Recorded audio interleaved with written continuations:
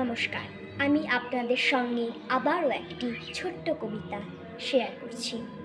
কবিতাটি হলো আবার আসিব ফিরে, কবি জীবনানন্দ দাশ।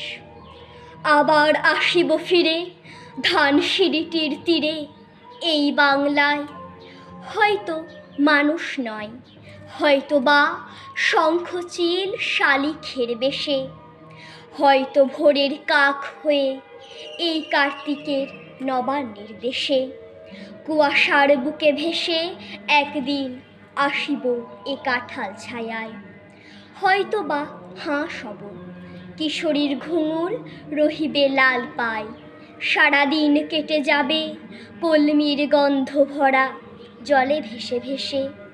আবার আসিব আমি বাংলার নদী মাঠ ক্ষেত ভালোবেসে, জলাঙ্গির ঢেউয়ে ভেজা বাংলার এ সবুজ করুণ ডাঙায়, হয়তো দেখিবে চেয়ে সুদর্শন উড়িতেছে সন্ধ্যার বাতাসে, হয়তো শুনিবে এক লক্ষ্মী পেঁচা ডাকিতেছে শিমুলের ডালে, হয়তো খইয়ের ধান ছড়াতেছে শিশু এক উঠানের ঘাসে, রূপসার ঘোলা জলে হয়তো কিশোর এক সাদা ছেঁড়া পালে ডিঙাবাই, রাঙা মেঘ সাঁতরায়ে অন্ধকারে আসিতেছে নেড়ে, দেখিবে ধবল বক আমারেই পাবে তুমি ইহাদের ভিড়ে।